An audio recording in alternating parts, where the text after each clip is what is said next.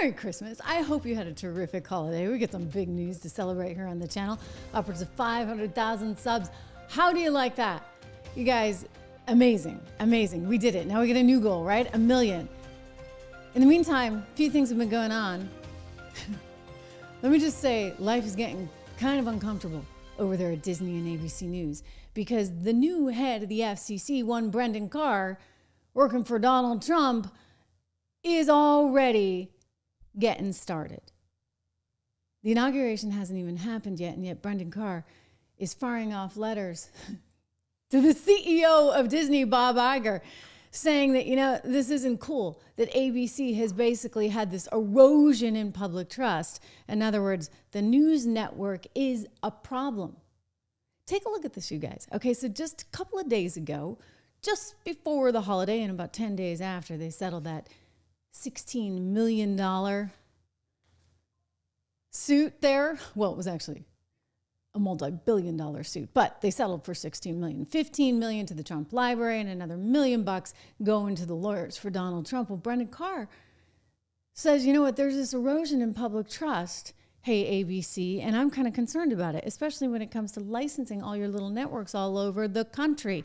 They have an affiliate system, you see there, at ABC News. And so he wrote that, quote, ABC's own conduct has certainly contributed to this erosion in public trust. For instance, ABC News recently agreed to pay $15 million to President Trump's future presidential foundation and museum and an additional $1 million in attorney's fees to settle a defamation case. In other words, he's able to use that, you see, against Iger and against ABC. So it's not like they're retreating as a result of that $16 million that they're getting. No, in fact, this actually gives them more ammunition. In other words, the public is so sick of you guys. You do such stupid stuff. You admitted that you do stupid stuff. You admitted it. You got the stupid guy on air that keeps making allegations of stuff that didn't happen, that's not true, that the judge never said Donald Trump was guilty of. And so George Stephanopoulos, he knew it, by the way, he knew it. His producers told him, don't say it. He said it anyway. Well, why would he do that? Other than to perhaps influence the outcome of an election. So now ABC News has to give an apology, has to give all this money. And now Brendan Carr is saying, okay, well, that's proof. That's proof you guys are no good. And so he's going to be kind of heavy-handed. You know, typically you get an FCC chair, and I bet you couldn't even name him, right? I happen to know him because a lot of these people I've interviewed many times and I know personally. But I would say that the FCC is not the most glamorous of jobs. And I think suddenly that's about to change. Sorry, Bob. Sorry, Bob. You know, Elon doesn't like you either, so you're kind of in a tricky scenario here. DeSantis doesn't like you very much either. I mean, I think there's a whole bunch of Republicans that are really not very big fans of one Bob Iger. Maybe he'll actually finally retire over all this. There's a good piece in the New York Post, well, it's everywhere being reported, that basically what this is going to come down to are those affiliate licenses. So apparently somehow CNN gets their hands on this letter, which they haven't actually shared, but they've shared excerpts from the letter, including quotes like, you know, you've already basically shown your own conduct has certainly contributed to this erosion in public trust. That was one of the little tidbits. But they've also pointed out that ABC, because it has to negotiate all these affiliate deals, is actually in a very vulnerable spot. You see, local TV stations, they're licensed by the FCC. They get their license. They're actually much more trusted than the national networks, but the national networks are the ones that provide them the programming in between their local stuff. So you get it, right? You know, you're watching your local news in the morning, and then all of a sudden, Good Morning America comes on. Or you're watching some other local program, and then The View comes on. And after a while, you're probably like, why do I have this national network news programming? I mean, I like my local station, but what do I have to deal with these wackadoos over at the network like this one? All of you. Talking about you, it's us. He's not going to, you know, say, oh, you're with a white guy, I'm going to keep you from being deported. No, he's going to deport you and put the white guy with someone else. The man is out there. He's also... That was Whoopi Goldberg suggesting that Donald Trump was going to break up marriages. I mean, it's just really, like interracial marriages somehow. That was where she was going with that. I mean, she's crazy, right? I mean, she's spitting whenever she says Donald Trump's name, literally spitting. She spit on set when referring to a former president of the United States who was then the Republican nominee, just won, to become president again. Listen, take him seriously and take him literally. I don't think that we have to. I think it would be remiss of us to not say Joe Biden knows how to do this. Yes. He knows how to do this. He's quite good at this. And, you know, you can't refute anything with him because he just, when I say him, I mean... He rambles. Trump. Yeah. He tends to just... But can I mention one thing? And then the audience gets the clap sign. So you see, all these local channels all have ABC News affiliates. They get their license from the FCC. But that means the FCC has a little sway, a little control. Perhaps should they try to use it? Now, again, I'm a big believer in the First Amendment. Don't get me wrong. I mean, I guess it's her business that she wants to spit. But when they continue to promote so many lies or so many hateful things, like, for example, the time that, Whoopi said somehow when the now president-elect was nearly assassinated, came within millimeters of dying. Somehow it was his fault. Do you not think that that's going a little bit too far, maybe just a little bit too irresponsible? JD, clearly you've not been to one of your boss's rallies because you believe this insanity. I mean, he has been inciting violence since 2016, telling them to beat up hecklers, threaten to shoot looters and migrants. They have, I don't remember Bill Clinton about what was going on in his White House when it was sprayed by 29 shots. I don't remember Obama blaming opponents when his White House was shot up in 2011. You have to really take a look in a mirror to see the reflection. One of the reasons that everybody has survived is because the Secret Service has been doing their job. Let's start with that. That's, so quit blaming folks until you decide to take a look at what's coming out of your mouth. You didn't want to tell people that it was a lie that you've been talking about when you're sending people to go against folks in the community, in Ohio. You know it's a lie, but you talk about, well, Joy, you're going to bring it up because you know what he did. J.D. Vance. Yes, but besides all the... So just to be clear, that was Whoopi Goldberg, who is very incoherent most of the time, trying to somehow suggest that he brought this on himself. He deserved to get shot. What is this? Is this the United Healthcare thing? You know, you deserve it because you work for a health insurance company. You deserve it, Donald Trump, because we don't agree with you, and because of some of the things that we don't like that you said, even though we take them out of context nonstop, because we don't like those things. Somehow it's okay. Listen, I'll tell you, the media's got to watch it here. Like, there should be some self-policing. Like, you should have some restraint, some control. You should take on some level of responsibility. And so now Brendan Carr's coming along and saying, okay, you know, if you guys don't want to take it on, maybe I'll take it on for you, which is now why. Now we know. I mean, George Stephanopoulos, I understand, is out a fair bit of change because they're making him contribute to this deal too, the $15 million that Donald Trump is going to be getting for the library and the $1 million for the legal fees. George Stephanopoulos having insisted on saying that the president was guilty of a pretty damn heinous crime when the judge had never concluded that. And he said it over and over and over again, despite everybody telling him not to. Now we know why he said this. I'm going to play you this clip. This happened 2 days before the election, you guys. 2 days. And he's like pleading with America. This is the most consequential, no, it's not consequential to anybody other than you, buddy, and your bottom line. Good morning and welcome to This Week. It is almost over. What comes next is anyone's guess. What we do know is this. No election since the Civil War has posed such a test of our constitutional system. Whether to accept election results and the peaceful transfer of power has never been on the ballot like this. The stakes in this election are as high as it gets. The differences between the candidates are as stark as it gets. And as we emerge from the final weekend, the polls suggest that this election is as close as it gets. Yeah, and guess what? It wasn't really that close. Donald Trump trounced her.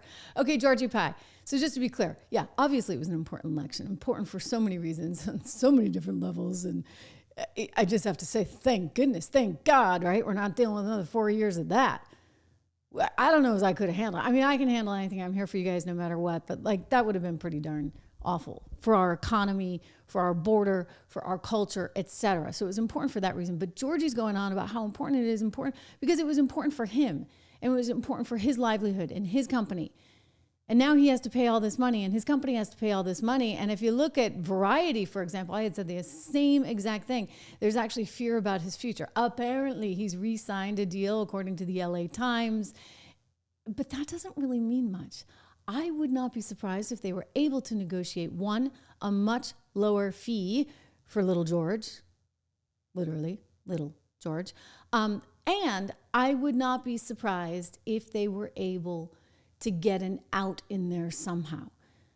Because I'm not sure how much longer he stays on the air. Honestly, like he should just do the GMA thing, do the entertainment thing, stay out of politics, get off of that This Week show. That may happen. It may happen because I'm not so sure that Bob Iger can handle the pressure now of having the FCC on his tail like this. And now all the affiliates across the country, they're going to take issue with Iger. So Brendan Carr, again, you see him if you're watching the show live. Terrific. I'm going to go to some of your comments at the end because, yes, we're over 500,000 subs now. Amazing. Thank you, guys. We have to talk about that. The journey and what's next to come. Anyway, Carr had expressed concern over how ABC strike its affiliation agreements with local stations that carry the ABC shows. And he's positioning himself really as a friend to these local news networks because he said, and I quote in this letter that we got courtesy of CNN, I guess we know where Iger's friends are, quote, "My understanding is that ABC is attempting to extract owners' financial and operational concessions from local broadcast TV stations under the threat of terminating long-held affiliations, which could result in blackouts and other harms to local consumers of broadcast news and content." Huh. So what exactly is ABC trying to do? Trying to give a really bad deal to all those little affiliates around the country? Oh, you want to carry Whoopi? You got to pay us big time for her. I don't think anyone wants to pay for her or Georgie Pie. So he also flagged how Disney is, quote, prioritizing its global streaming services at the expense of local and freely accessible stations. A strategy employed by most major media companies that are trying to compete with streaming giant Netflix. This is per the New York Post. So yes, got it? Like streaming is everything, right? Like if you're not streaming, you're really nowhere. So The View is nowhere. ABC News is nowhere. But the streaming platform is actually valuable. And as much as Disney has stumbled with its streaming platforms, it's hanging on to that. He did go out and say he wants to get rid of ABC News. He wants to get rid of all his cable networks. This is one Bob Iger. He said this at Sun Valley, I think the summer before last. It's taken him a while. Apparently nobody wants to buy him. He wants to get rid of all of these legacy media properties and keep the streaming operations because that is the future. But he might have to do that a whole lot sooner. A whole lot sooner. I mean, I think the FCC is now coming for Iger and coming for ABC. I mean, there's some history there. I mean, in addition to Whoopi spitting every time she says the guy's name, in addition to Georgie having to cough up with his network $16 million, there's also just that little debate they had. Do you remember that debate that was so unbelievable? It was like 3 against 1, Kamala versus Trump. Kamala plus David Muir and Lindsay Davis, 2 anchors from ABC News against Trump. That's actually what went down, and Trump was pretty upset about it and told Fox News just the day after the debate. Here they are listing all the things that ABC News anchors said that was totally false. Either Kamala said these things or ABC said some of these things totally false and nobody corrected them on it. Check it out. Yeah, Mr. President, we kind of expected it because when you look at Media Research Center, they said 100% of the stories covered on ABC about Kamala, 100% of the time was positive. 93% of the time when they covered you, it was negative. So it was infuriating to watch them fact check you and not her when she brought up IVF, when she brought up Project 2025 several times, and when she brought up Charlottesville. Here are some of the lies that she said about you. Listen. A detailed and dangerous plan called Project 2025 that the former president intends on implementing. Couples who pray and dream of having a family are being denied IVF treatments. If Donald Trump were to be reelected, he will sign a national abortion ban. And what did the president then at the time say? There were fine people on each side. On that day, 140 law enforcement officers were injured. And some died. Donald Trump, the candidate, has said in this election there will be a bloodbath if this and the outcome of this election is not to his liking. And the bloodbath, you were talking about the economy. It's a term that's used a lot when people are talking about a bad economy. What's your reaction to why didn't the moderators correct her? Because they're dishonest, and because I think ABC took a big hit last night. I mean, to be honest, they're a news organization. They have to be licensed to do it. They ought to take away their license for the way they did that. Boom. Did you hear that? Let's play that again. I hope you guys heard that. He said they have to be licensed. They ought to take away their license for that. Fast forward to what we just saw this week with Brendan Carr. I mean, to be honest, they're a news organization. They have to be licensed to do it. They ought to take away their license for the way they did that. Bloodbath was referring to the economy. Everybody loved the term because as soon as they heard the word, it's sort of a vicious word. But referring to the economy, they have created an economy. Bloodbath was the word that I used. And it was fine in that context. And they were trying to make it sound like there was a riot or something, and it was a bloodbath. IVF, I was a leader on IVF, the IVF, which is fertilization. I was a total leader on that. When I first heard about it, like right from the beginning, I was one of the leaders on it. And the Republican Party has been a leader on it. She tried to say it was just the opposite. The whole thing with abortion, what he said, I mean, it was incredible. I think he corrected me 6 times, and each time I was right. I believe each time I was right, didn't correct her at all, and she was saying these things. She was using, like, Charlottesville. She was using Charlottesville, and everybody, you take a look at Laura Ingraham, she did it incredibly. She had it totally debunked. She said that, in fact, it makes it angry. She gets angry. Okay. When people... So I think, I mean, you get the idea, right? Like they said a bunch of things that weren't true, and Donald Trump then was trying to correct them after the fact. They didn't correct themselves in real time, and he said something fascinating there, which is that it should be looked at whether or not they should have their license revoked. So now if Brendan Carr were to go in and revoke the licenses for all those affiliates, what happens then? The way these local markets work, you have one ABC affiliate, you have one NBC affiliate, and there's certain monopoly rules, so you can't own the ABC affiliate and the NBC affiliate.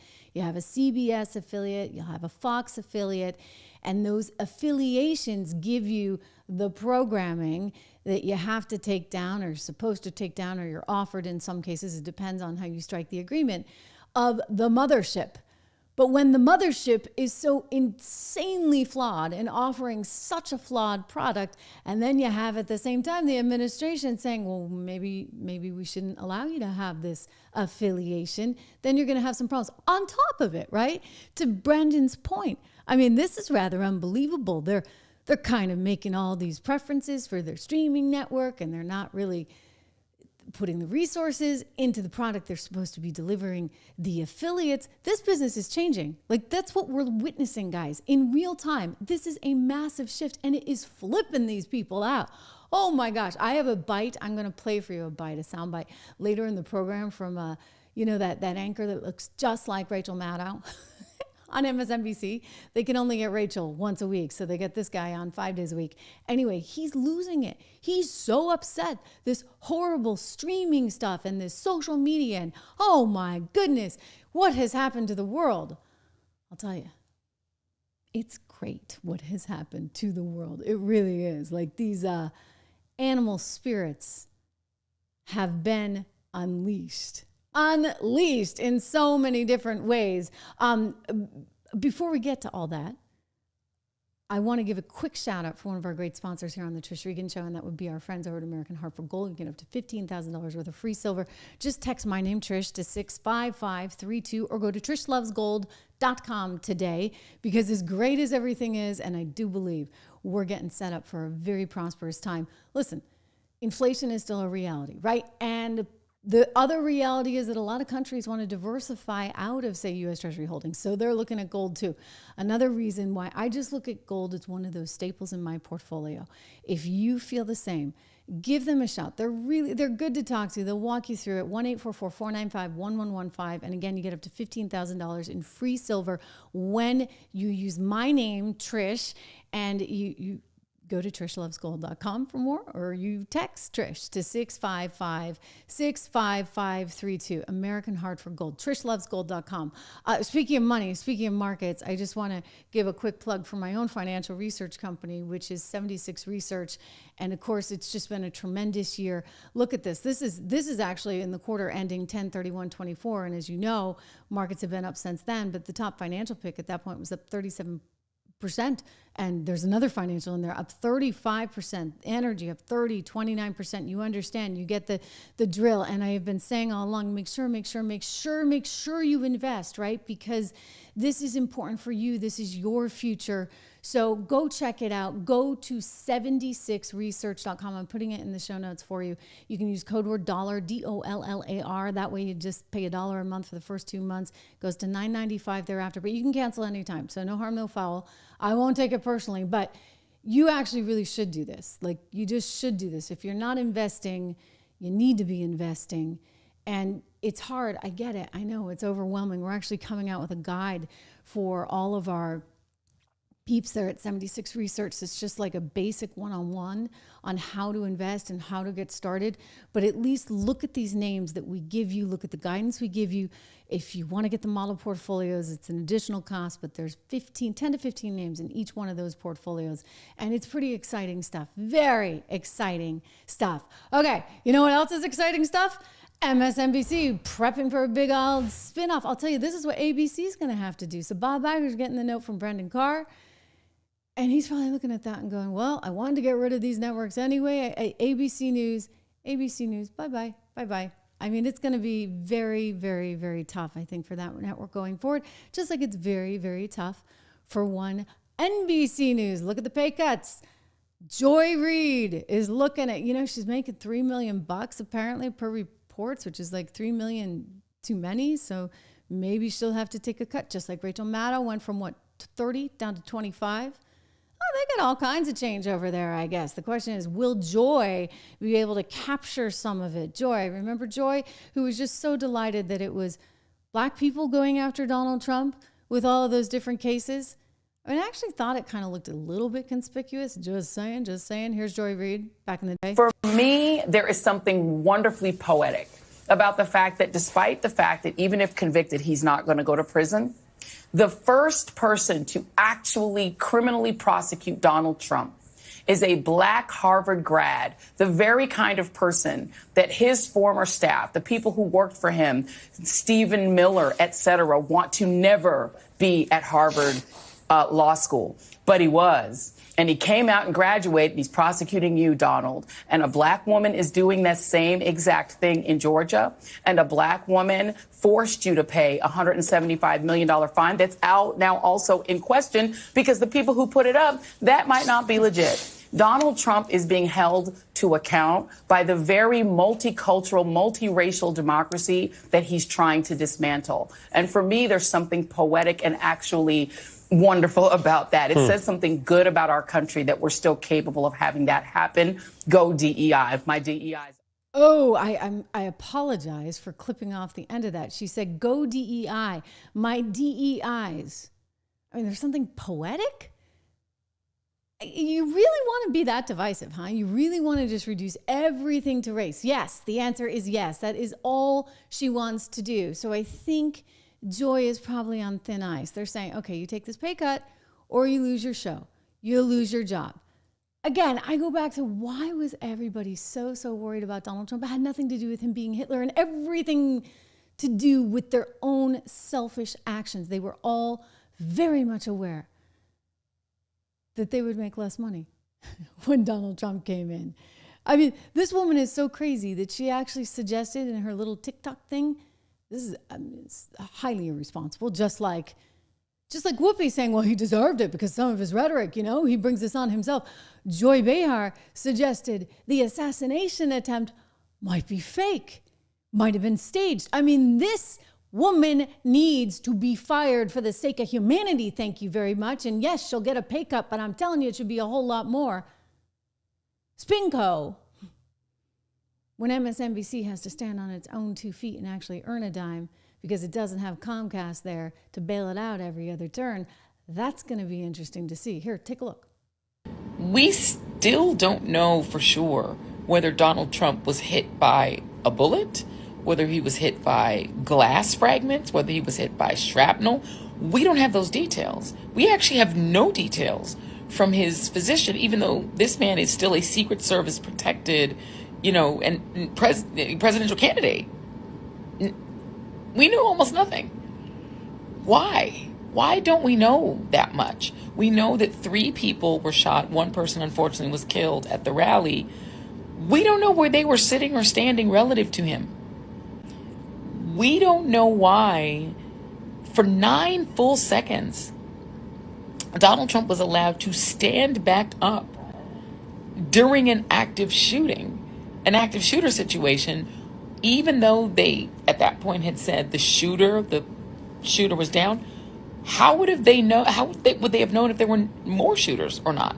Nobody knew. That there could have been 5 shooters for all they knew. Yet they allowed him to stand up in the middle of that, crisis and pose for a photo and fist pump the air so he could get the iconic photo.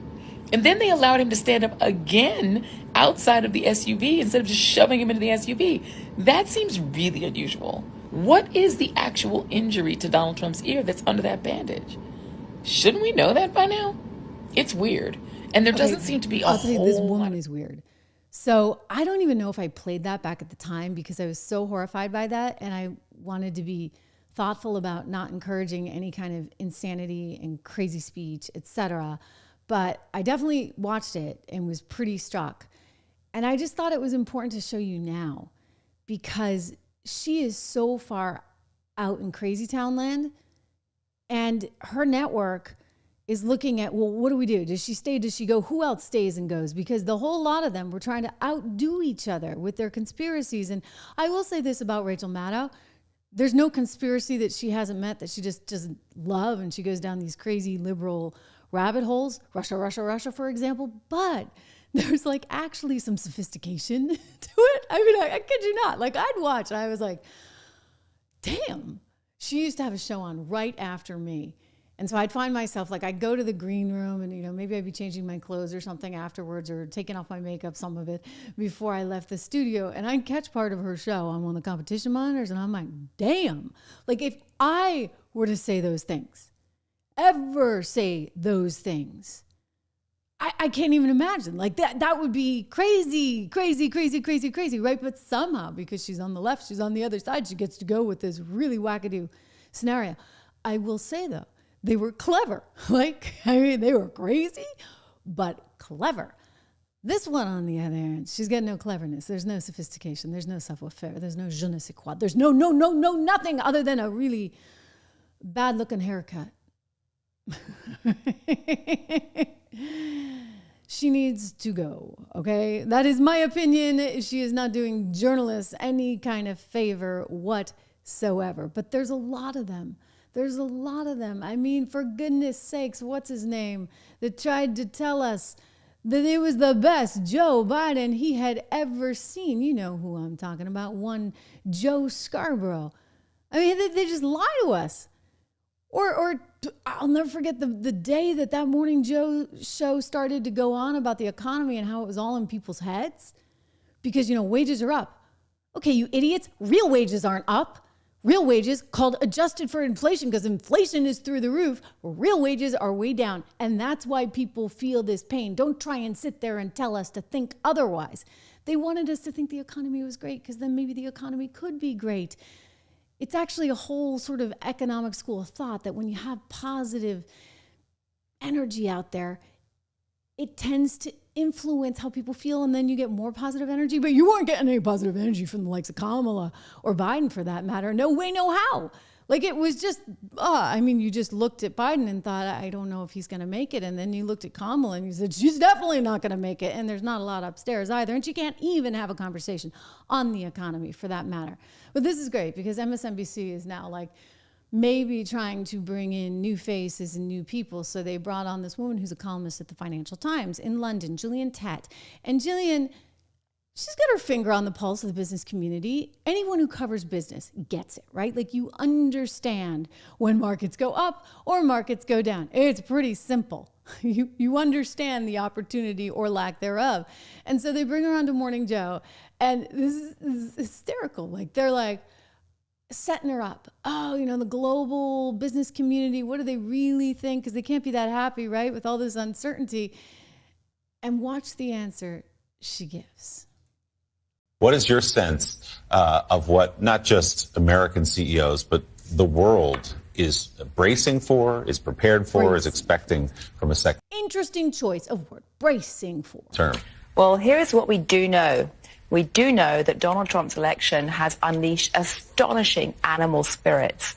And by animal spirits, I'm referring to the economist John Maynard Keynes, who was from King's College, Cambridge, who argued that when people start to feel wildly optimistic and confident, that basically causes them to spend more, invest more, hire more, and you get this self-fulfilling cycle of growth. And right now, everyone can sense that there's an extraordinary explosion of animal spirits in America in relation to the economy, and particularly relative to all the other major trading partners like Europe or Asia right now. So the CEOs are acting like rational business people, saying, we want to be part of that. We want to be part of this growth story. Do you hear the coming out of the peanut gallery? I think one Mika Brzezinski over on the side there. And look at the expression on these faces, right? Willie's like, oh my God, I can't believe she just said that. The CEOs are acting like rational people. They're actually excited about Donald Trump. So you feel the tenor of the room just change. Willie kind of sits up, looks sideways. You get a coming from Mika. And all of a sudden, Jillian starts to try to sort of massage her message a little bit, because she sees that this is falling on deaf ears. Watch the rest. However, that's what because of course you got to have a however when everybody's going, do know. What we don't know is what on earth is going to unfold in January, because the reality is that what Trump has actually said about the economy is very contradictory. And the question right now is, how is anyone going to actually resolve those contradictions?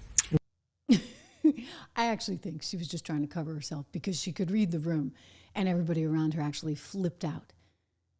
He actually hasn't been that contradictory. He's actually been very consistent, like from 30 years ago consistent. He was going on Oprah back when Oprah liked him.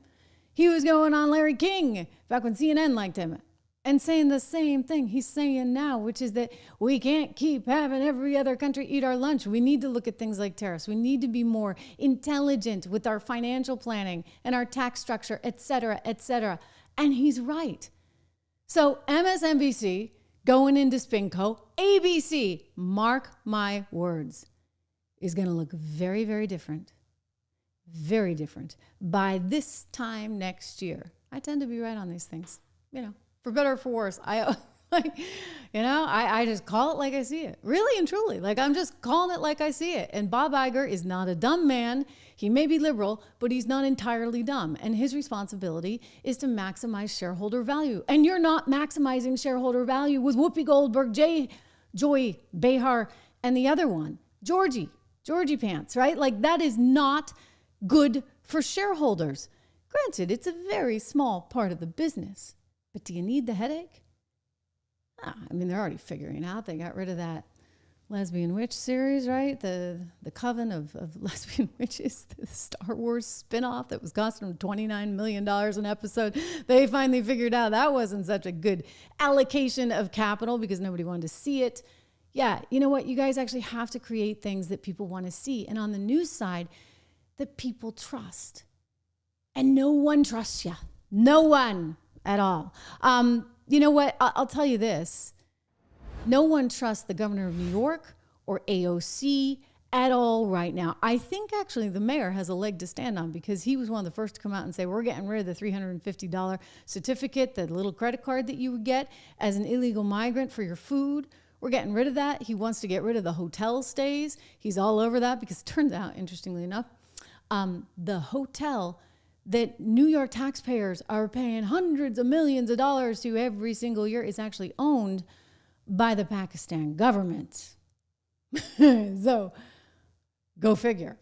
New York taxpayers are paying the Pakistan government to house millions of illegal migrants, or I guess at least tens of thousands, one could say, over the course of any given year. I think you get to stay there like 3 months. Sweet deal, right? Well, New Yorkers have had it. You just look at what's going on in the subway. I mean, there was this horrible story. Absolutely unbelievable. I mean, I don't think I've ever seen anything so horrific. I don't want to get into the details, but you know what I'm talking about. If you're listening, I encourage you to watch the show because you'll see the headline there about the Guatemalan migrant on the subway who is alleged to have burned a woman to her death. So there's that. There's another story that was in the news about a stabbing on the subway, and there is another news item about another woman who was gravely injured on the subway. And this is just all like within the last week. But what do you think is going to happen? I mean, poor Daniel Penny was completely tarred and feathered for trying to do the right thing and protect people on the subway because guess what? Nobody's protected them. They've invited all the migrants in. Hey, come one, come all. We'll give you free food, free housing, free this, free that, all at the taxpayers' expense. And somehow nobody thought about increasing the police presence. Well, you can. Everybody who can is retiring from the police force right about now. So lawmakers are coming under fire, including one AOC, Alexandria Ocasio-Cortez. This Nick Satter, who has a Twitter account, just decided to confront her about it. It didn't go so well. I was worried that poor Nick was going to get thrown down the stairs by the handler of AOC. Take a look at this. Ocasio-Cortez, so your district is really suffering under the pressure of the border crisis. Thank you. Why are... I'm sorry. Trying to get through the door, man. Don't touch me. What? Your district is very much suffering through the border crisis. By this border crisis. Why will you not? No. Get out of my way. Excuse me, sir. Get out of my way. Get your hands off of me. What? You're gonna fall down the stairs, man. Relax. Stop touching me. Stop touching me. Sir, you're gonna fall down the stairs. Are you talking to the Biden administration about fixing the border?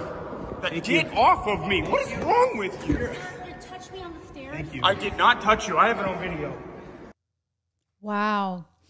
So there seemed to be some back and forth about who was touching who, and she's accusing him of touching her because I guess that'll play in Peoria a little bit better than my guy was trying to push him away.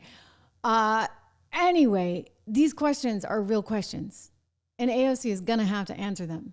I mean, whether she talks to Nick or whether she talks to one of her friends at ABC News or MSNBC. But you know what? I don't think she's going to have as many friends in the future in those places because the executives don't want to deal with the headache and the fallout from all of it. So then there is one Kathy Hochul who's so proud that she can go take a subway now. She did this days before Christmas, and actually she released this video like within hours of this horrific attack, which didn't really sit so well. I mean, I think you could nickname her Tone Deaf Kathy. Tone Deaf Kathy, because this horrible thing happens and she's out there tweeting about how she's made the subways safer. Are you kidding me? She gets on the subway, she's got like an army of security around her. It's a whole different ballgame. I'm on the subway train heading out to Queens Center. I have a lot of, not quite last minute, but I have holiday shopping to do. I've got an adorable 2-year-old granddaughter, so it's a lot more fun to shop. I can take the subway wherever we need to go. And I want all New Yorkers to feel safe, which is why we've added so many more National Guard, over 250 more people that'll make sure that your ride is as safe as it can be. Think about that. You need the National Guard. Where's your police force? Kathy, I think you need to hire a few more. I think you need to figure that out. Or maybe actually don't bring so many illegals into your state. Maybe you'd have a better scenario. I mean, she can't answer any of the real questions. She doesn't understand the statistics. She doesn't understand what the real world is. She doesn't understand how fearful people are right now of being in New York City. A lot of things with statistics, and I see the percentage that crime is down 42% since 2021. But if you look back to pre-pandemic, and I know you like to say that overall crime is down 12% since the pandemic, but murders are up 200%, felony assault is up 55%, and burglary is up 140%. So are you saying that this is progress? Are you talking about statewide, city, or subway? No, crime in the transit system. I'm sorry, Governor. Yes, crime in the subway system. Okay, you want to answer that? Can you take that one for me? I don't know the answer to that, because you see, the real numbers are quite bad. You can cherry pick all you want and say, well, compared to this year or whatever, but here's the deal. Crime is up, and everybody knows it now. Everybody. So I'm going to tell you this, Kathy, you probably want to look at a resignation being submitted at some point soon, or you're just going to get slaughtered in the next election. Same with AOC. Resign, go home, do whatever you need to do. Go become a lobbyist, AOC. That'll work for you. Tom Homan, by the way, who's the new border czar, and he is a crackerjack, total, awesome, like tough guy, right? Like, he is smart. He is not going to put up with anybody's BS. I know that about him, but don't take my word. Listen to him. I want to show you a clip from just the other day where he was saying, wait a second. Like, we need to spend this money. It's going to cost $88 billion. We don't have $88 billion. Well, guess what? We spent $151 billion last year on migrants, which, adjusted for inflation, is roughly half what we spent on an entire world war. Yeah, like, I think it's World War I cost somewhere in that vicinity. So we're spending all this money, housing, clothing, feeding, trying to integrate, whatever. And he's like, no. We just need to freaking secure the border. This is actually an issue for national security. Thank you very much. Take a peek. Congress needs to fund this deportation operation. It's going to be expensive, and everybody's focused on how expensive it's going to be. They need to understand, yeah, it's going to be expensive in the beginning, but in the long run, it's going to save billions of dollars of taxpayers' money. We are talking about the biggest national security vulnerability this country has. $86 billion is a start. We need at least that to do this operation. Yeah. It's going to be expensive, but what's the alternative? We're just going to keep letting people pour in. You're going to sacrifice lives as a result of that because you're going to have so much more crime. You have the drugs, everything that goes with that. I'm sorry. Everything that goes with that. You need to know who's here. You need to actually have a process. You need to streamline it. And you need to be bringing the people who want to work, not the people who are looking around saying, okay, where can I get a free hotel room? Where can I get the $350 a week for my food because I need my ethnically sensitive food? No, you don't need anything. You shouldn't need anything. You should come here because you want to work and you want a better future. And you ought to have some path to that. It shouldn't be on the backs of American taxpayers that are struggling enough as it is. Here's Tom again. American citizens is almost a daily occurrence now. You know, because historic number of criminal aliens walking the streets because of this administration's policy in sanctuary jurisdictions and lax immigration enforcement. ICE has their hands tied. Secretary Mayorkas have given them priorities that they can't even go arrest an illegal alien anymore unless he's convicted of a serious crime. Then maybe they can arrest him. So this is on this administration. As far as Governor Hochul, shame on her. She supports sanctuary status in that state. She welcomed thousands of illegal aliens to her state. She sent them to Buffalo and Syracuse. Murders occurred by illegal aliens in Buffalo and Syracuse. She has a green light law. ICE and CBP can't even work with local law enforcement. Local law enforcement can't even share DMV data with these people. So Governor Hochul, shame on you. There's nothing you can say that's going to make this right in New York. All right. You didn't get a chance to see Secretary Mayorkas in his exit interview on CBS. Absolutely nothing. Governor Hochul, shame on you. Governor Hochul, resign, leave, let someone come in that actually cares and prioritizes this. Or get out of the way so Tom can do his job. Because New Yorkers don't deserve that. They deserve to be safe. Every American deserves to be safe. If you don't have government keeping you safe, then what the hell is government worth? Zip, zero, nada. By the way, not much of a segue, but we believe over at 76 Research in limited government. Go check this out. So there's a lot of opportunities. It is our belief, for sure. A lot of great opportunities now that you have somebody who actually understands economics and business coming in with a team that understands economics and business. So go look at Invest in MAGA. This is the free version of 76 Research, 76research.com. You can sign up, check out that Invest in MAGA guide today. 76 Research is the company I founded with Rob Horton, a longtime friend and a brilliant stock picker who managed billions of dollars on Wall Street before coming over and starting this venture with me. And I'm just excited to be able to bring you guys ideas to help you invest for your future, because there's going to be a great future ahead. And you know what? You need to be part of it. Even when you say, Trish, I can't afford it. I can't invest anymore right now because I've got to pay for this and I got to pay for that. I get it. Listen, there are certain basic rules, right? You want to have a little bit of padding always. And you've got to secure yourself with that padding. But simultaneously, you got to think about what's coming down the pike in the future.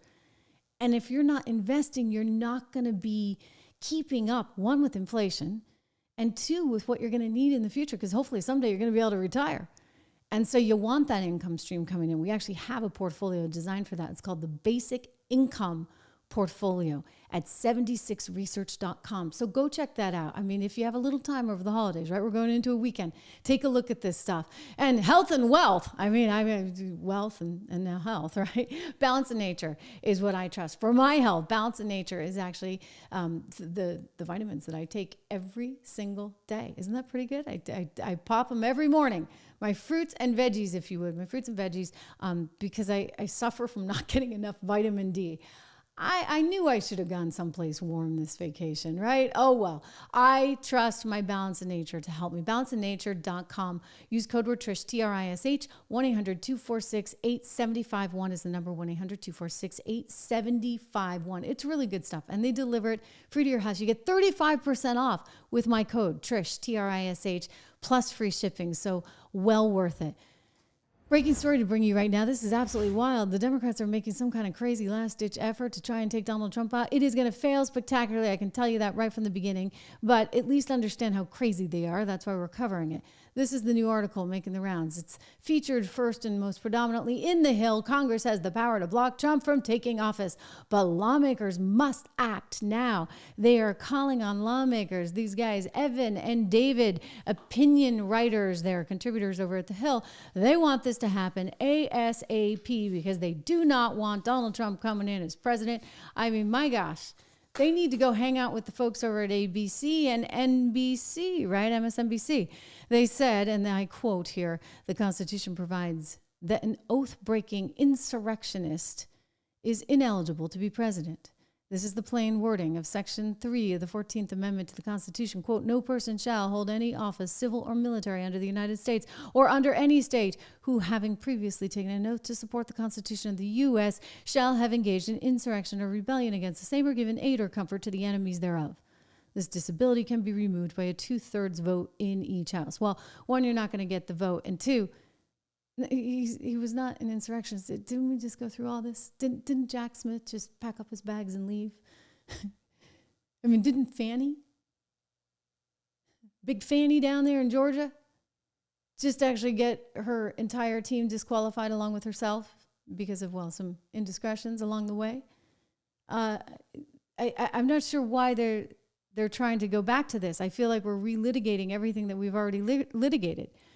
And yet this is written by some law folks.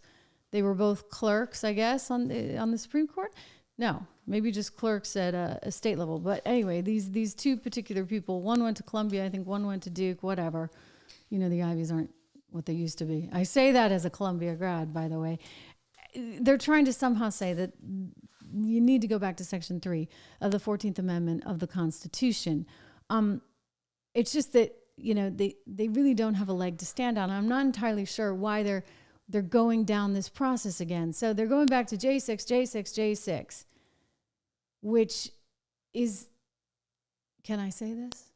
frankly, a hotly contested story, because the version of the story that America got to see over and over again in a loop was all shot by one documentary filmmaker named Alexandra Pelosi, who was the daughter of the Speaker of the House at the time. Think of that.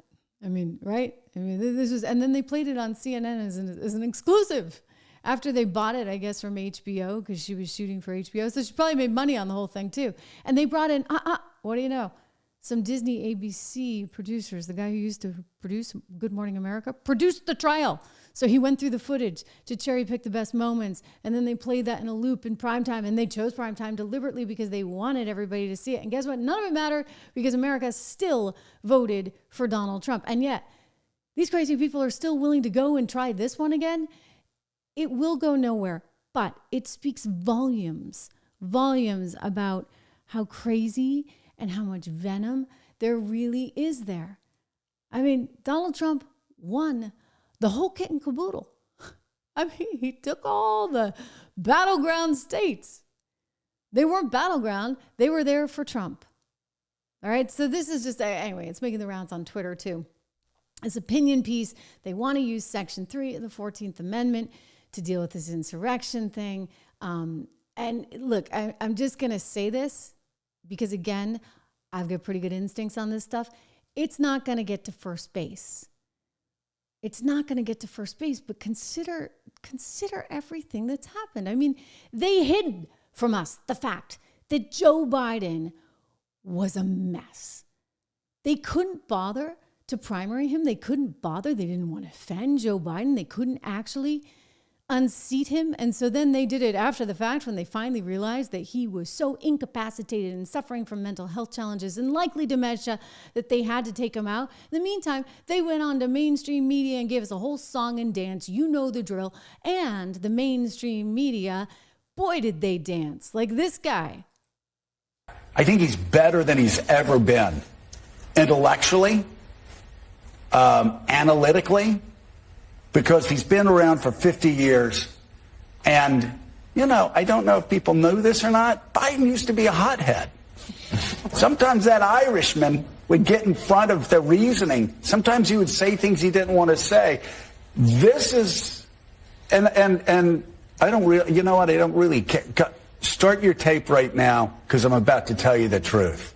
And F you if you can't handle the truth. This version of Biden, intellectually, analytically, is the best Biden ever. Not a close second. And I've no. Wow. All right. If that's the best Biden, I'd be really curious to see the worst Biden. I mean, that was just a blatant lie. All right. So somebody told him to go and do that. He's out there at the 11th hour trying, just like Georgie boy was saying, oh my gosh, this is like the biggest election since the Civil War. I mean, I'd say it was pretty important. Obviously, I'm coming at it from a different perspective. But come on, Georgie, you just knew it was going to cost you a ton of money. Good morning and welcome to This Week. It is almost over. What comes next is anyone's guess. What we do know is this. No election since the Civil War has posed such a test of our constitutional system. Whether to accept election results and the peaceful transfer of power has never been on the ballot like this. The stakes in this election are as high as it gets. The differences between the candidates are as stark as it gets. So think about this. And he's like, oh, you know, basically we hate Trump. But think about how they're saying, well, you know, he's not going to accept the results of the election. I'm just going to look at this and say, well, who's not accepting the results of the election? It would seem to me that the liberals are the ones that still don't want to accept the results of the election. Now, why might that be?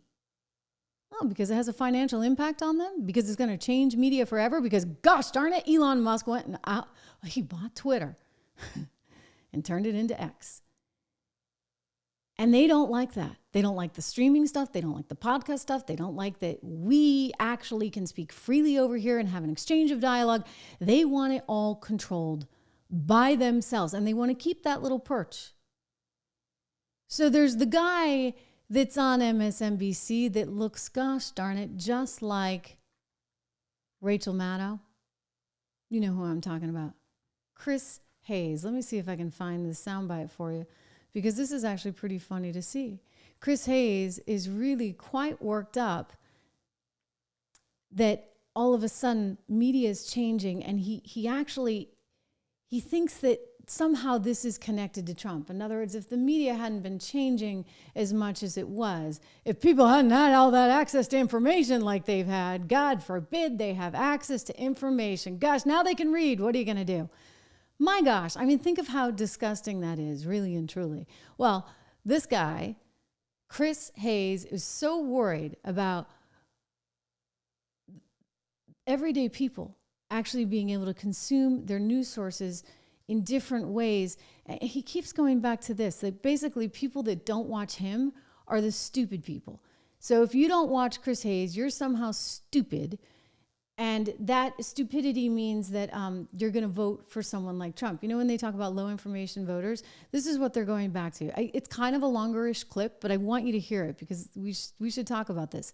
This is really about Chris Hayes being threatened that his show is irrelevant. We don't even know who he is. We think he's Rachel Maddow, whatever. He's threatened because his show is irrelevant, and increasingly now so. So listen to how he goes on.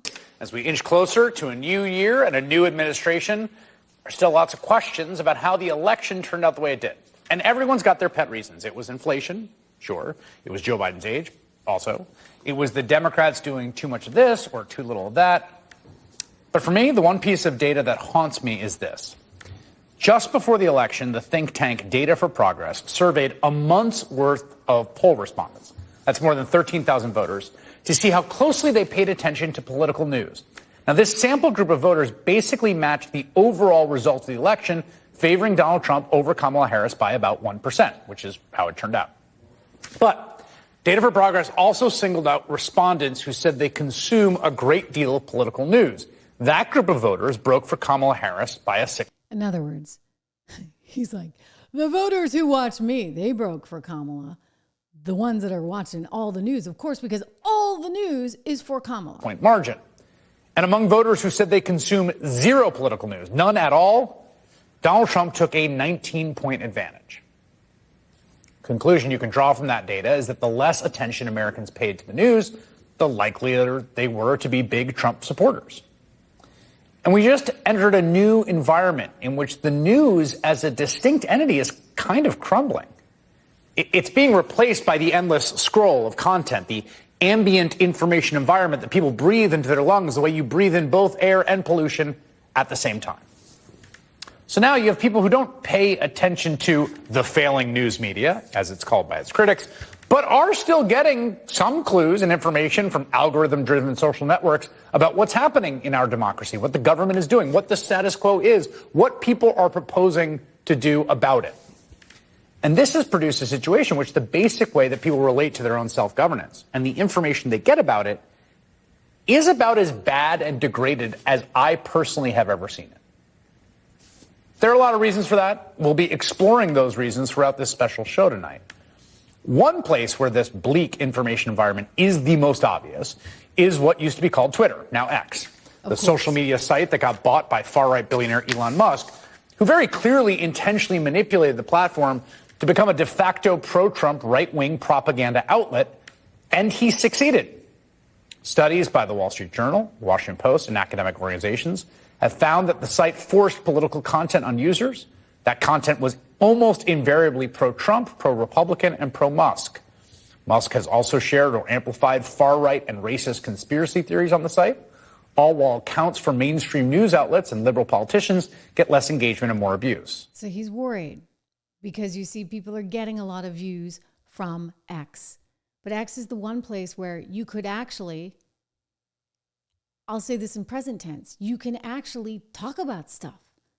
I mean, there was a time, don't forget, when you couldn't even talk about the fact that the virus had been created in a lab in China known as Wuhan, and that was the place that was the location of the first 3 people who were hospitalized with coronavirus. That wasn't allowed.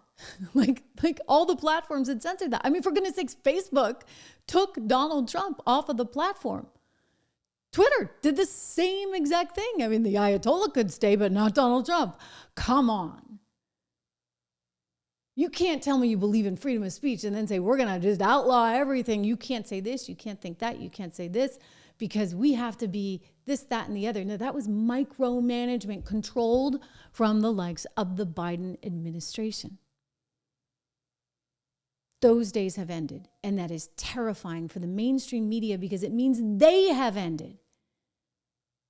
They've really ended. I mean, they've ended so much that now they're going to lose like the only source of income that they even had. The income that comes from the big pharma companies. So RFK is really making their life difficult. Did you see this one? New York Times running this headline. RFK wants to ban drug ads on TV. It wouldn't be easy. I think it actually would be. I mean, are they saying it's a freedom of speech thing? Because I'm not so sure. I mean, I think that there's a lot that could be said that is actually very endangering for people to, you know what, you go do you can get the information elsewhere. Go get it on Twitter, okay? X. Here we go. You go research it yourself. You don't have to be force-fed this stuff. I love it. Like you're watching the evening news and like right in the middle of the evening news and, you know, it's the kind of thing you used to be able to watch as a family. You can't anymore because there's some erectile dysfunction ad coming on right in the middle of the show, right? And you're like, oh, how do I explain that one? Okay, this is a guy named Patrick Bet-David. He's got a big streaming operation. He's writing RFK. No wonder they don't want these guys, right? RFK and Trump could completely decimate the mainstream media, not just through FCC stipulations, but this right here, getting rid of big pharma ads, because in 2023, big pharma spent around nearly $16 billion in advertising. So what would happen to CNN and MSNBC if they don't have all that money coming in from the big pharma? 80% of their talent would be fired. I actually think it's going to happen anyway. I think we're in the middle of this huge transition, right? And you don't need a network anymore. The network's actually kind of irrelevant. YouTube, Facebook, X, Rumble, these are sort of our networks now. And you tune in, hopefully, because you want to see me and you want to see what I have to say and you want to see what I'm following. And it's a more direct relationship as opposed to this top-down structure. Oh, it kind of reminds me of some economics. Capitalism versus socialism. Streaming versus networks, okay? Or actually, I should say networks. Streaming, versus networks. That's exactly the right order. Capitalism is to socialism as streamers are to networks.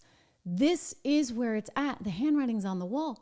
ABC News needs to be sold. Get a private equity company to bleed it for the last bit of profitability they can. They'll have to fire Joy. They'll have to fire Whoopi. They'll have to fire David and a whole lot more people. But you could squeeze out a little bit of profitability there in the final days.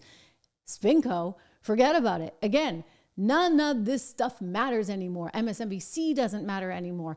CNBC, I'm sorry, I used to work there, but guess what? You can get your quotes for a stock on a terminal. What you actually need is analysis, which is exactly what we give you at 76 Research. 76research.com, the financial company that I created with my friend Rob. You need to know, what stocks do I buy?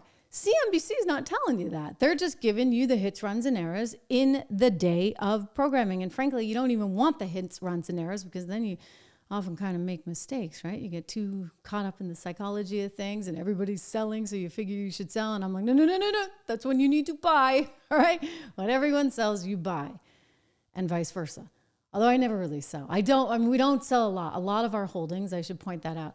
We might diversify at 76 Research.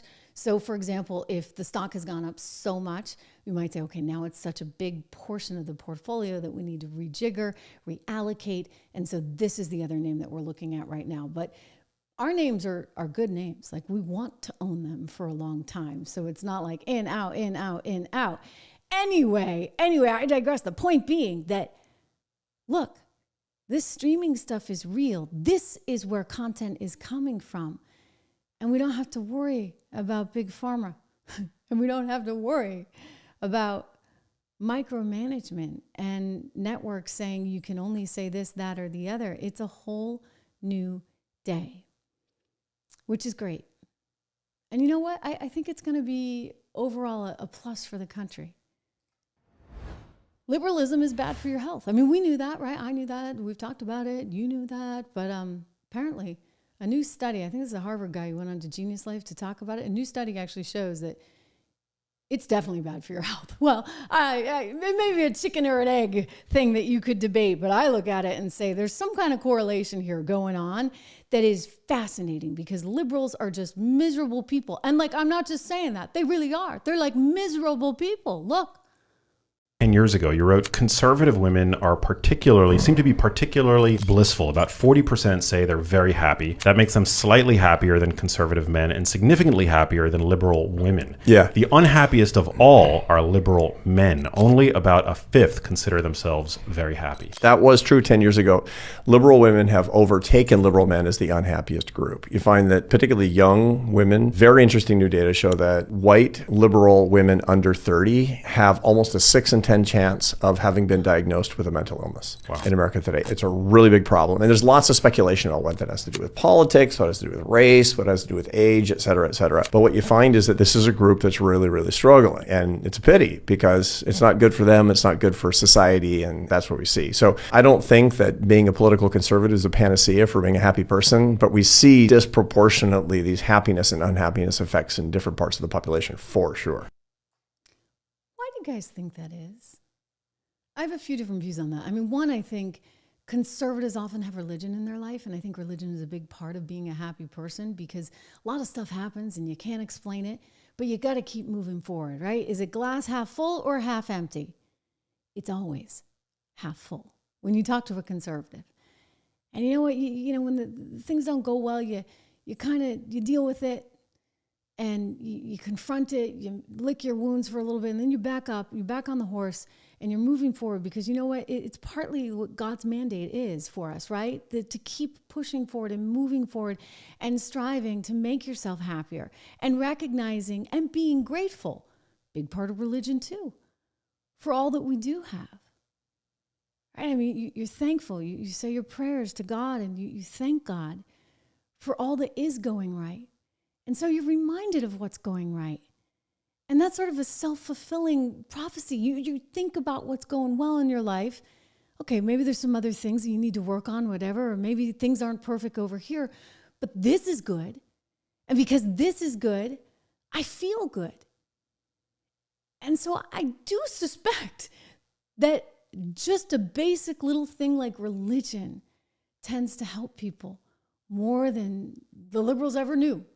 Or maybe they just like being unhappy. I don't know. You look at their social media stuff, everybody's really unhappy looking.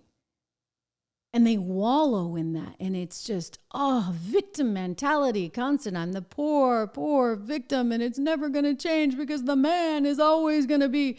I mean, think about what he just said about liberal women having this deficit for happiness. I think those are connected. So one's religion, but two is politics. Two is, the political aspect of this, that you're the victim and nothing can ever change. I mean, unless you vote for Kamala and she gives you some little handout along the way. Oh, oops, that was going to black men, right? The forgivable loan of $50K for every black man. You can't make it up. Unbelievably stupid ideas from a stupid woman with stupid policy, people all around her. So they're unhappy. To which I would say, you know what? You're in charge of your own destiny. That's what we also believe as conservatives, that you have some say in things. You're not helpless. You're not a victim. You can figure it out. And yeah, God plays a role in that. I mean, here we are at Christmas. I hope you had a good Christmas. I definitely did. On Christmas Eve, we went and did some caroling at church. And I'll tell you, that's one place to get religion pretty fast. You know what?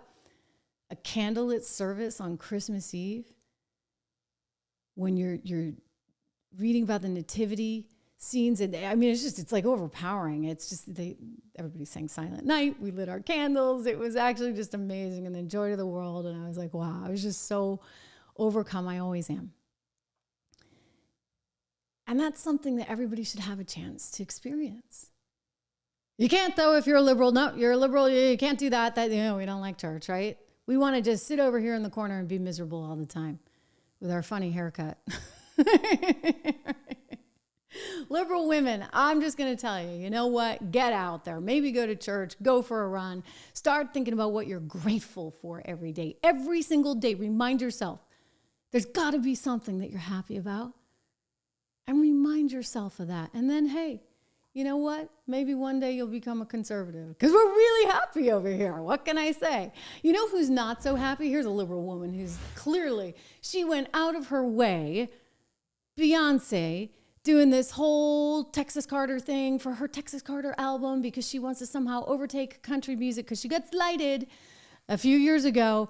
I guess back in 2016, she was at the CMA Awards, Country Music Association. She didn't like how she was treated. And so this was all over the media. She said, look, she created this album in part because she didn't like how she was treated at the CMA. And she's like, no, you know, the Black influence on country is actually really significant, and I want to show that. So this was part of what the NFL halftime football extravaganza from Beyonce, who had a cameo from her daughter, Blue Ivy. I guess they're trying to work up the family thing, country and family, right? Because Jay-Z, the dad, is kind of dealing with some stuff as a result of Diddy, et cetera. I won't get into the details, but you know what I'm talking about. Honestly, this looked like one of Diddy's white parties. I mean, everybody's dressed in white, head to toe in white, as she sang these country classics like Jolene. Blackbird's not a country song. That's actually a Beatles tune, beautiful song. And a few more, Texas Hold'em, et cetera. So I'm looking at this, I'm like, what is this really about?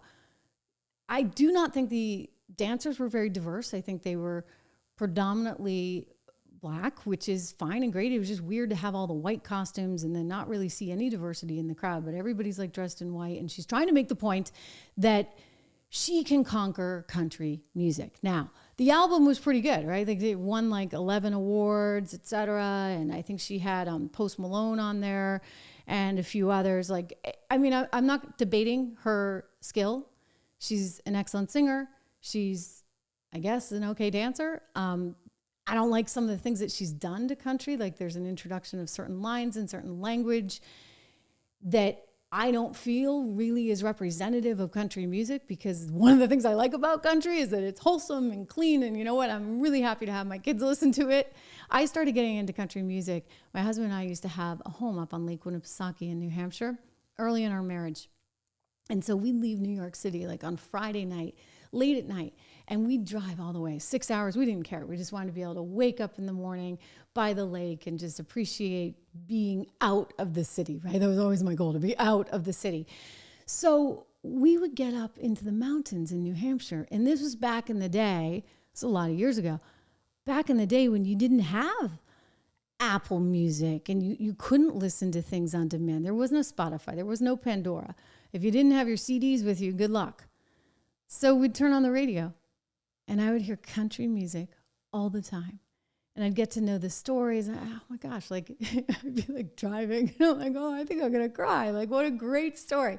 So there's a wholesomeness and a storytelling to country music that, frankly, when I listen to some of Beyonce's stuff, I think she lacks. Like, she doesn't get the nuance of the storytelling and the whole, BITCH, take this to the floor thing. Like, I don't think that's really country.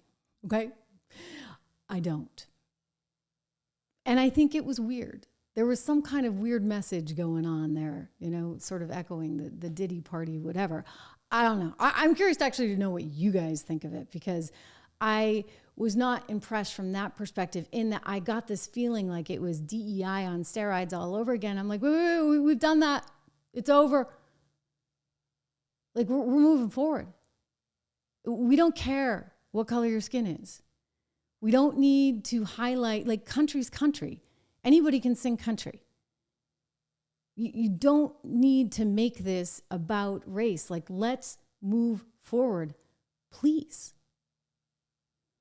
Quick shout out for one of our wonderful sponsors here on the Trish Regan Show, Balance in Nature. As I told you about earlier, Balance in Nature. I take my fruits and veggies every single day. Both of them, yeah. Fruits and veggies, I get all my vitamins that way. You can do this too. They send it right to your house. I can get you 35% off with code word Trish, TRISH. Go to balanceofnature.com today. Balance of Nature. You can read the testimonials, those terrific ones. Look, you're starting a new year. This is like the time, guys, the time. Prioritize yourself. Prioritize your health. Go check out balanceofnature.com. Use my name. You get the discount. You get the free shipping. It's well worth it. But yeah, Beyonce, like, I also, having the daughter out there front and center, they're really pushing her along. I think a lot of people would say, you know what? We don't want to just, like, if she's talented, fine. But if this is just about who your parents are, enough. It may also have been tied to the accusations against Jay-Z, of course, which are pretty significant and pretty awful. And look, everybody's innocent until proven guilty, so he'll get his opportunity. She's a very political person. Do not forget, this is a woman who was out there campaigning for Kamala Harris. That went well, huh? I have a feeling she's a little bit unhappy, like the study we were just talking about liberal women being so unhappy because they're never just thinking about how they are blessed. So then your performance becomes all about something else instead of just being purely and simply about the music itself. You know who's happy right now? That would be one Trish Regan that's pretty darn happy right now. You guys, I mean, wow. Let me see if I can show you this. I can't believe this. Like the numbers are incredible. I went to bed. Do I have this for you? I actually took a screenshot. Oh, I do. Okay. So I am really happy right now. I went to bed on Christmas Eve and we were getting really close to 500,000. I'm like, it's not really going to come on Christmas, is it? Really on Christmas? Incredible, right? What a Christmas gift. So I went to bed. I was at 499,905 subs. All right, this is 11:55 p.m. on Christmas Eve. And guess what I woke up to? Dun, dun, dun, 174. And now we're even higher than that. Before we went to air, we were somewhere around 502,000 and change. I mean, this is incredible. Wow. What a Christmas gift. You guys, thank you. Thank you, because it really is thanks to all of you tuning in every single day. People like Don, who's here. Wow, he's recording it. 500K as of 5:17 East. No, it's not. It wasn't Don. I did not. Maybe your time, because you're in Europe. I'm looking at one of the folks on the channel here who's writing in. My time on the East Coast of the United States of America, I went to bed and we didn't yet have 500,000. I was like, this is unbelievable. This is going to happen on Christmas Day. Imagine. It probably happened overnight going into, in the wee hours of the morning. But I was so happy to see that. It means the world to me that I've been able to leave traditional media and be able to come over here and find this tremendous audience that we've built from the ground up, the old-fashioned hard way, right? You're talking about sweat equity, doing this here with you every single day, and you guys passing on the word and telling everyone about the channel and about the show. And it's thanks to that we have caught on and we've turned into something quite real. So thank you for everything you do to make this show happen. I'm really, really, really, really proud of it. And thank you to my entire team, which is just a couple of people, but thank you to Sal and to David for all the hard work they put into this program as well, because it has been a force and just one that I'm excited to continue with you over into the new year. There's a lot coming, right? And there's a lot of change, and there's a lot that can be really, really spectacular. So thank you for everything you do. Share the show. I'm just looking at some of the comments. Okay, Robert, I'm going to work on the microphone audio. Okay, we'll keep working on that. For some reason, that really is a troublesome thing to fix. I got to find a really good audio person. Let me know if you have any ideas. Flavius, good to see you as well. And Jim, wonderful. Oh, he's pointing out that they took Taylor Swift. Somebody said to me earlier, boy, I never thought I'd be excited to see Taylor Swift. I've had to deal with the Beyonce thing. But you know what? We can take back this country too. We've already started to. It's happening. We're on the front lines of history. Never forget that. And you know what? You do have a voice. I have a voice. Collectively together, we have a bigger voice. So thank you for everything you do. Have a wonderful afternoon. I'll see you back here tomorrow.